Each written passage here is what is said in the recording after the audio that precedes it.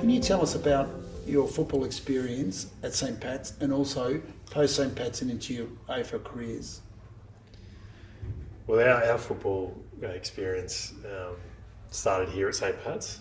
Obviously, you walk through the front gate and you can't help but get drawn into the energy, the magic of football and its place at St. Pat's. So we started off in year 7, and our relationship with footy at that point was just to be part of something at this school. Never really went further than that. We obviously did some community footy and whatnot, but we're always basketballers, as you know. And then when we got to the age where we could be eligible for the first 18, our strong relationship with you, we seriously looked at football as a pathway post St. Patrick's and the seriousness of that and the opportunities that can arise from committing to footy post-football, post-school. And so we went into the program, the football program here, the first 18 program, and we never looked back. 2 years later, we got drafted out of year 11, and then won a Herald Shield in year 10. On the MCG by a couple of points. Yeah. And that was sort of the result of many years of dreaming and aspiring to be first 18 players, and wear the tricolours and the long sleeve jumper and the tradition that goes with that.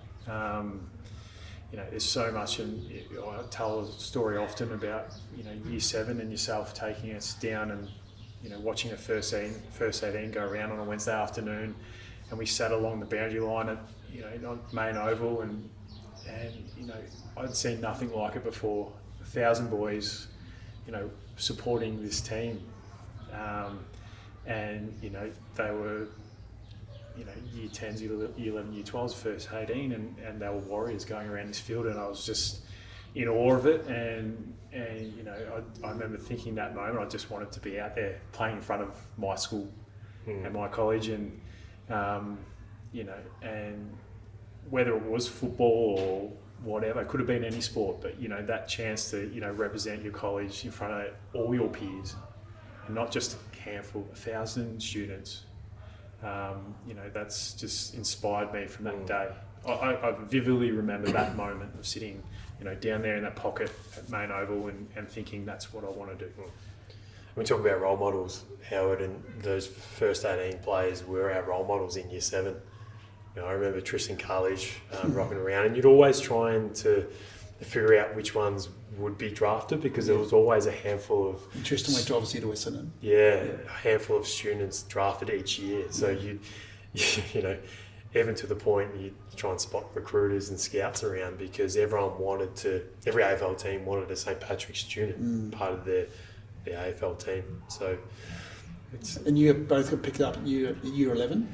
Nathan obviously picked 10 at Collingwood, and to West Coast picked 16. Yeah.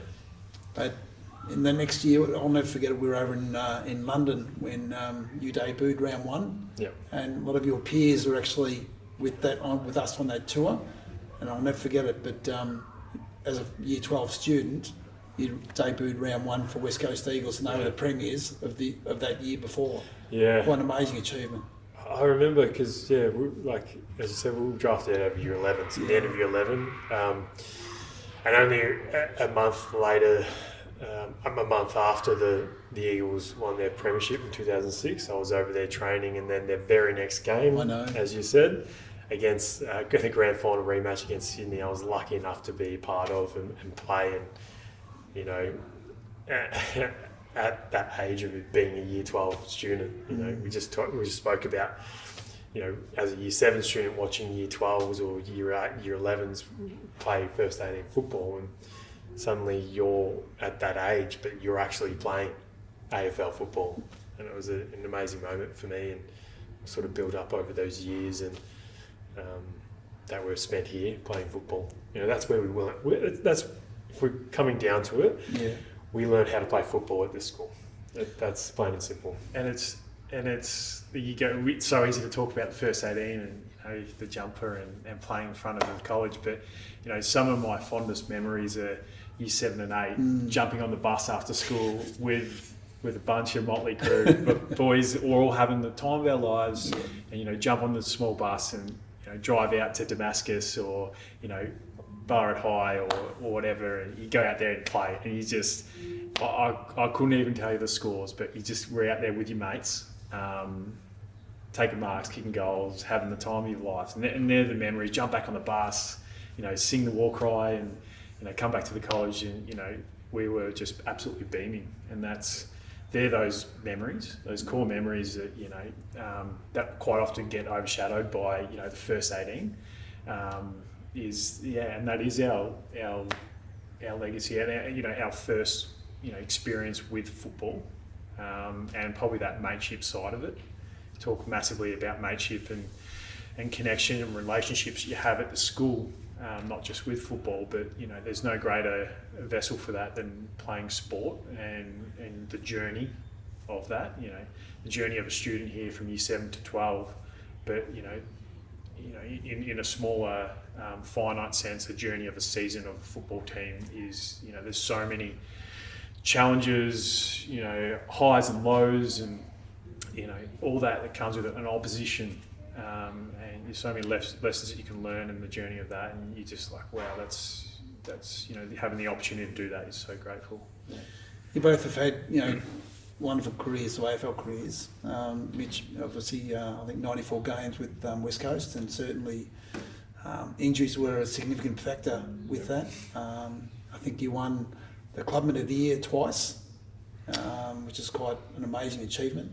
Nathan, 184 AFL games, about 130 odd with Collingwood and 50 odd with St Kilda.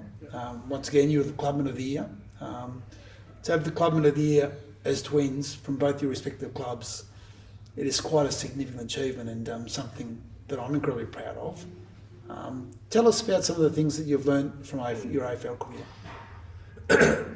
Well, just to begin with that, I mean, there's, any individual award, it's not really important to us, obviously, but if there was an award to win, I guess, or to be given, is those human awards, I guess, the clubman, the club person award, and I mean, that was important, something that I will cherish, and obviously Nath with his award at Collingwood, and I think, it's what you taught us playing football here. It's more than just what happens on that oval.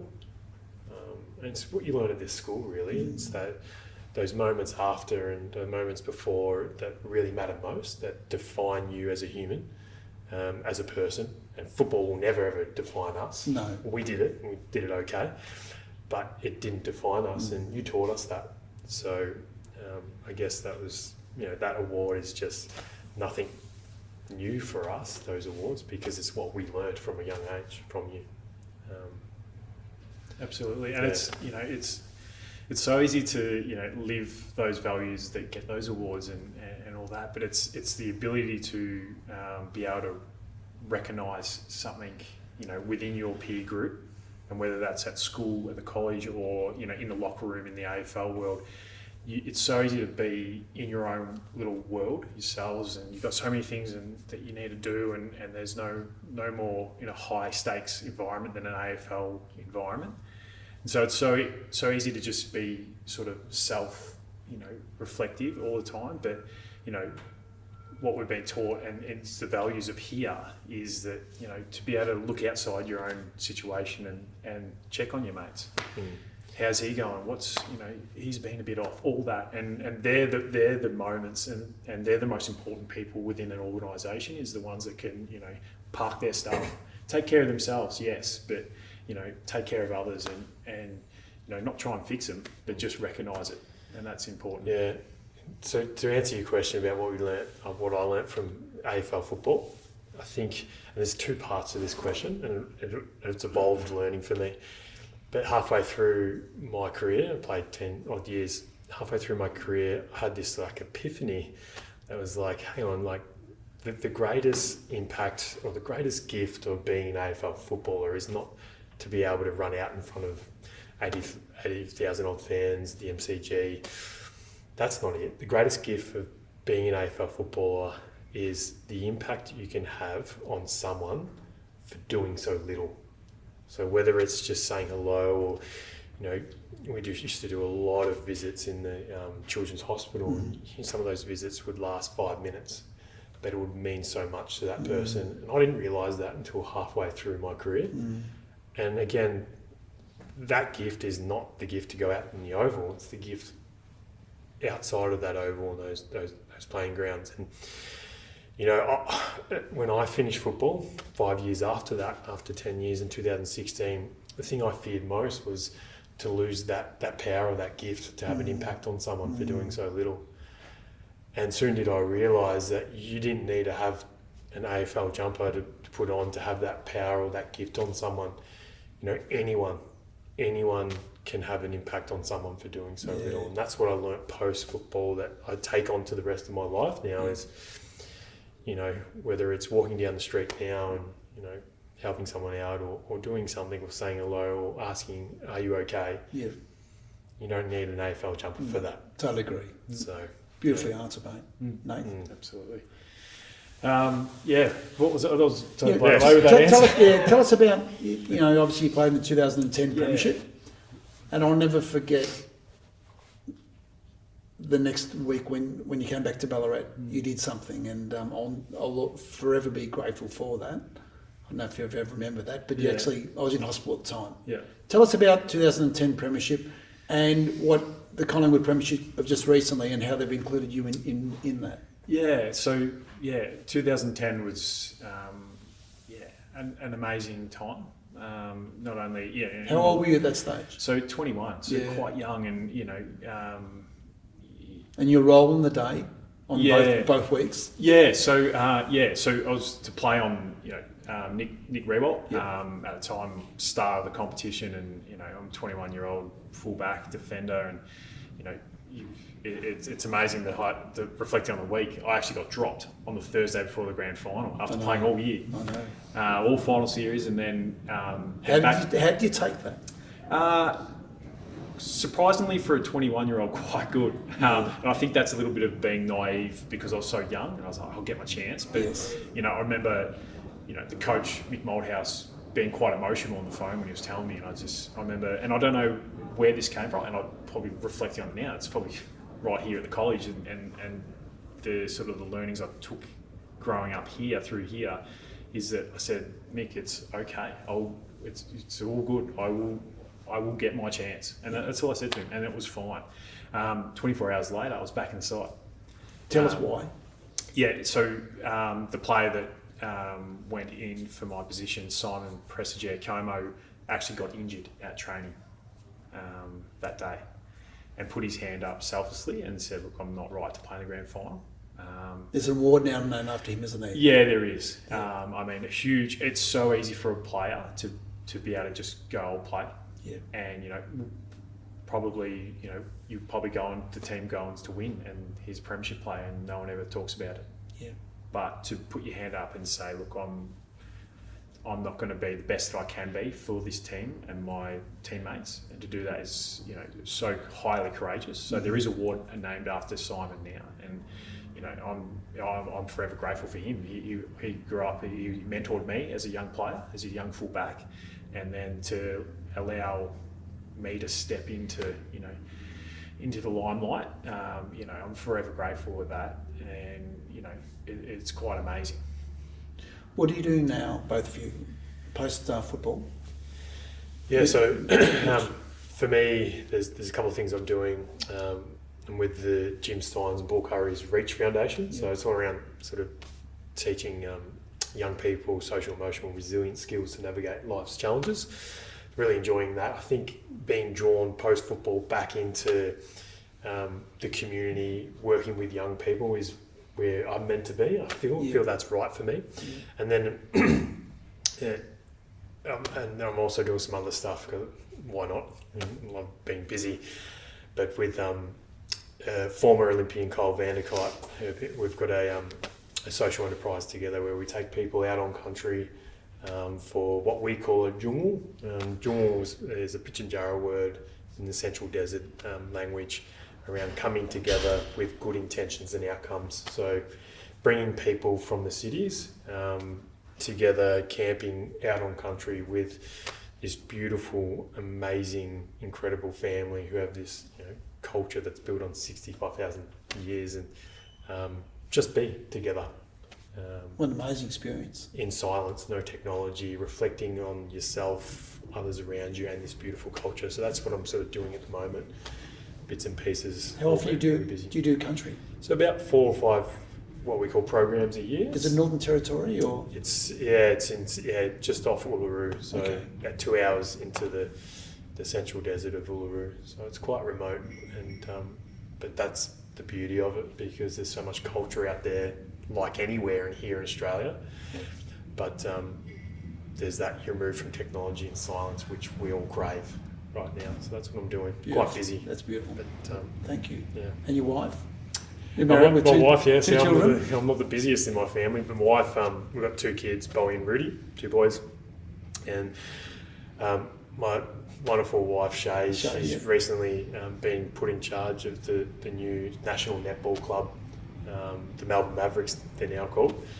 And So we've got to get on board there. Yeah, get on board, and obviously Ballarat might be that second home for them. But we're incredibly busy, but we wouldn't want it any other way. Sure. I think that's what we do in our family. Nath. Yeah, so sort of the way you look on it, I've sort of come full circle of recently taken up a role as the head of football program at Geelong College. And, I won't hold that against you. Yeah, and sort of head up their high performance with all their sports at the school, which I'm extremely excited about. Yeah. I can't wait to get back into the education space and the football and the sports program. And it's funny when I reflect on that role and that new pathway I'm heading into is sort of why am I doing? Why do I love it so much? And it's because I had such a good time here at the college and with yourself and even having long chats with you about the program there down in Geelong, and it's been so special to reconnect like that and to reflect on here, and the greatest part that I love about that is I get to influence young people. Yeah. And it's a great gift. It is, and I could have gone into football coaching and used my experiences that I've learned through a long career of football and coaching a semi-professional side, a senior side, or getting into the AFL coaching world, but it doesn't interest me. I want to influence young people, and the school system is brilliant for that, and school sport. I've got a question for you. Of course, mate. Off the back of the last sort of statements from us, is you're obviously building an incredible life on, and plenty of life to go, on influencing young people so amazingly. Now that we're both back in this space of influencing young people, what's the best piece of advice you give to us? Be authentic in your relationship with the boys and the boys and girls that you're working with. Just be that positive male role model that is respectful for the integrity of the program, and respectful of women, respectful of men, and just lead by example. I coached for 19 years at first 11 level here. I honestly believe that the last 10 was never about football. It was about how can I influence positive change with these young men that I'm involved with. And it's exactly what you both have said. It's all about being that mentor for the group that you're with, and creating a legacy for others for later on. And if someone's doing the wrong thing, they need to be challenged by it, but do it in a respectful manner. And be the most authentic, best person that you are. And I see you very clearly the way you react, with your wives, your children, your friendship groupings.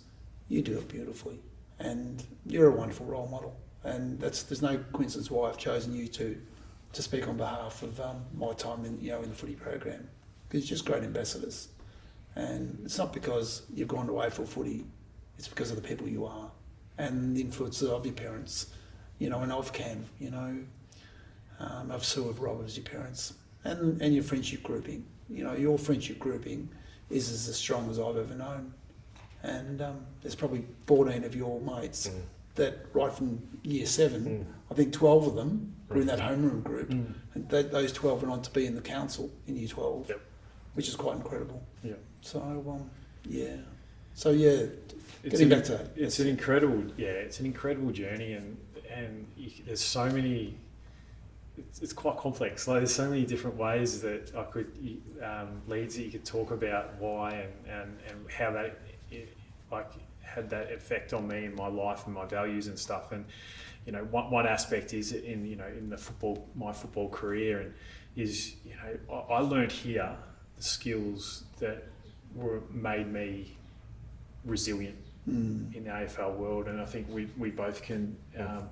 Tell us about your resilience and how you had to cope with that. Yeah. And some of the injuries and post things. I mean, I had reconstruction on every single major joint in my body. Yeah. And Mitch, I think you had something like 20 surgeries, or I don't even know what the number is, but something quite large. And and to quite bounce back with that, but the mindset around that. And I remember one of our team core values here at the First 18, that when we first started starting it and going away on football camps and stuff, was resilience. Yeah. And finding a way and flipping the perspective of it, of not a negative thing, it's a challenge. So every single sort of adversity that I had, whether in my AFL career, getting omitted, injuries, setbacks, anxiety, performance, all that kind of stuff. I learnt it here. I learned to love it and love the challenge. So you always came back better. You had that thirst, and you learnt that here, and especially with the football program, and and even the professionalism. I remember coming in as a 17-year-old to Collingwood, and they were blown away at the professionalism that I already had. But I was just like, "Hey, no, this is football. This is what we do." And that started here, introducing ice baths and recovery, and going on camps and looking at our kicking skills, and having vision, and looking after our diet and learning the whys of football and preparation and stuff. It was on par with the Rebels program here, if not better. And that's the way I view what I'm doing now at Geelong College. Yes. Is that you have your Rebels programs, the Geelong Falcons programs, but your students or players' time at school is infinitely larger than what they're exposed to at those programs. Absolutely. So we should have greater influence on them. So we have to pay that with respect and give them the respect in that. And if they want to strive to be AFL players or great players in the community, we've got a big part in that, because we see them a lot more in some of these representative squads and teams and talent academies and stuff. So totally agree. it's quite and that's it's a gift we've given. Yeah, absolutely. And to pay that respect and have that is such a great opportunity. And I learned that from here. I truly believe that it was, in terms of a schoolboy football program, St Pat's College was the pioneer of that. Treating it with professionalism and that, and it's so easy for media and it's the football. St Pat's College Ballarat, it's football factory, and it was built off. It wasn't just like that. It was built, over a long time, and that's tradition. Players wanting to be here and play for the jumper. But then also everything that goes with that, the professionalism, the values, that when you get drafted, you're not just in and out of the AFL system, you stay in there, and you're quite often a leader. You look at how many old boys are now, you look at Sean Green, a young senior assistant coach in the AFL system, probably a head coach one day. He was in your 2006 Herald Shield. Yeah. And so many different pathways of players that are in amazing roles have come through the football program. and then we're only talking about the AFL industry here. That's right. You think how many students here that are got off doing amazing things. Like we've got classmates that are over in the UN representing Australia and, travelling the world and doing great things. And even here, we've got great builders here, building houses and amazing stuff, doing brilliant stuff. So, our vessel was, a big part of it was football here at the college, but so many people, like our older brother Cam, who was college captain, was in the band camp, in the band, and he was captain of the band. And what's he doing now? So he got a couple of businesses. Yep. So commercial cleaning and events and stuff, and then He's got the Audi contract. he does for the Audi food stores, and then clean contracts. Is that Australia-wide? Yeah, clean contracts for all major arenas as well, per stadium and all that. So yeah, he's doing quite well, and he's branching off overseas and doing quite well with that, with a young family and all that. So He's a busy man. he's a busy man. Yeah. In terms of the support of parents, teachers and the community is essential in school sport, how did the encouragement and support you receive from the SPC community contribute to your journey, both at AFL level and post-AFL level? Yeah, I mean, the support that you get from the community in terms of, my footballing career, post-football, I obviously went to the other side of the country, so... Yeah. But you'd be surprised how far and wide this community extends to. And, it's funny, the moment when I went over to Perth, I didn't know anyone. So, I went from such a tight-knit network over here with my family and this St. Pat's community to basically nothing. I had the footy club and that's it. And from a mental health point of view, I needed a network outside of my football club over there. Sure. And, some of the first people that reached out to me were ex-St. Pat's students. So, and obviously, I was lucky enough to have teammates at the West Coast Eagles that were former students. Yeah. One of them in Matt Rosa. Which I went into his household and his family. We both had a host family over there. So we had that connection straight away because of this school. Sure. And it was incredibly comforting and set me up in a very vulnerable time when I was still 17 on the other side of the country. So the community, I guess in that aspect, has been so supportive and set me up for success. Thank you. Yeah. And you summed it up beautifully, Mitch. And specifically, what I enjoyed most about the sort of the St. Pat's old boy community as a footballer in the AFL was, there's so many players in the AFL, and there's nothing more than I loved after a game, win or loss.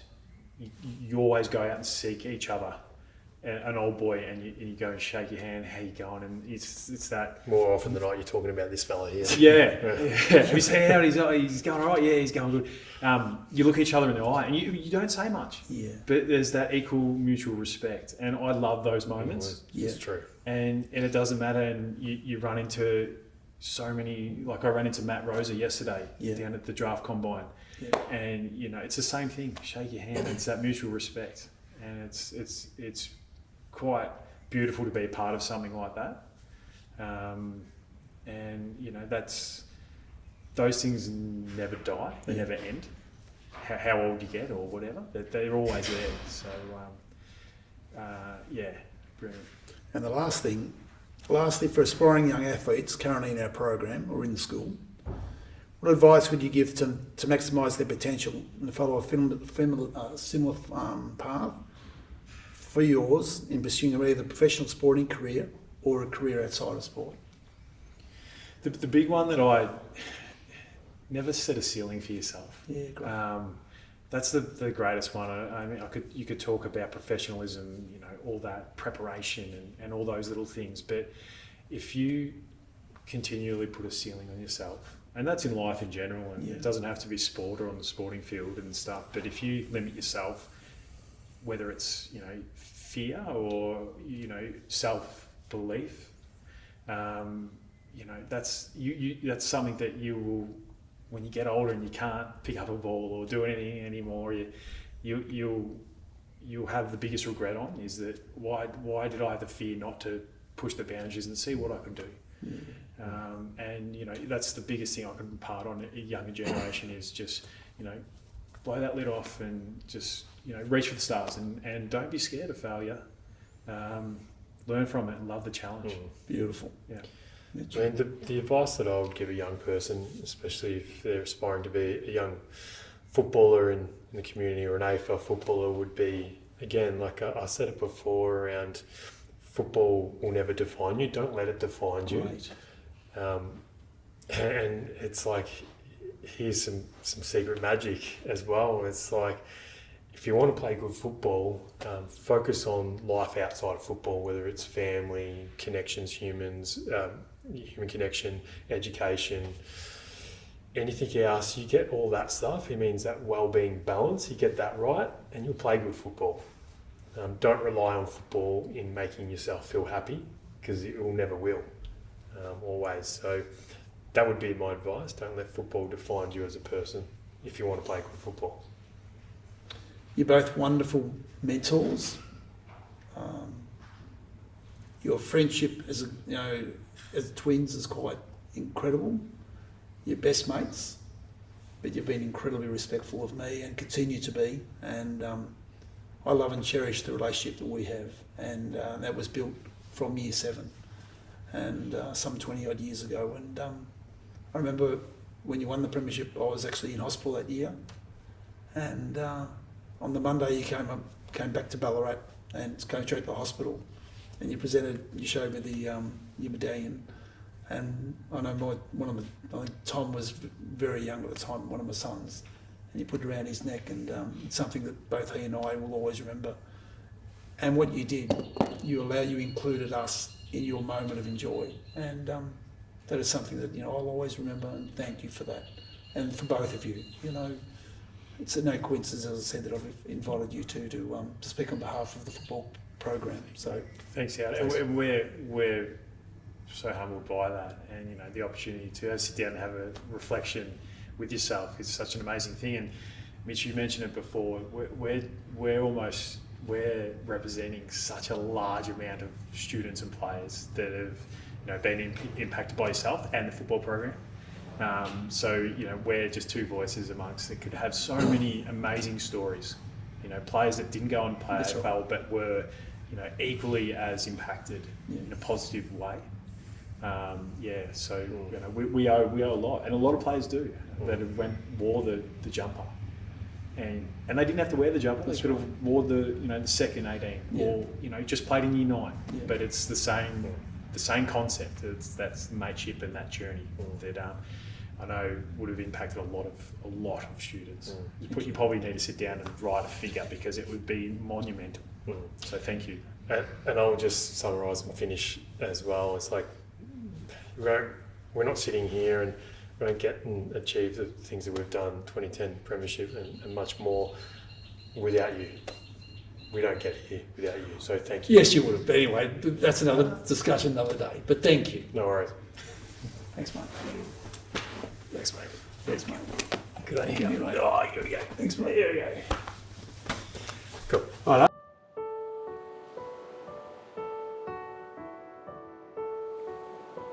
And then all looking at the camera. Just have joy in your heart, and if difficult situations arise, that you're resilient through that. You have the ability and the capacity to surround yourself with like-minded people who are going to make you the very best person of yourself. There'll be times where you'll be challenged and put in difficult situations, and I honestly believe that to be exposed to a difficult situation is a really important thing, because you learn to become resilient and you learn to become the very best person you can ultimately become. But challenge yourself, surround yourself with good people, and you ultimately will reach the stars. I think being part of the St. Patrick's community and being at this school is, you're never alone. So if those times that you do feel alone, remember where you are and who is around you, including the staff. I think this place is an incredible place that shapes who you are and who you will become in the future, and you don't do that by yourself, you do that together. And that's the most enjoyable part. I know certainly of my time at St. Pat's, but what this place can give you. Be proud of you as a person, but be proud of the tradition and legacy and the history of this college, and then be grateful that you get to be a part of that and get to shape it for the next generation. Lean on your mates, connect with all facets of the college, teachers, staff, students, all that, because they are the people that will shape you and will be there for you for the rest of your life. So don't underestimate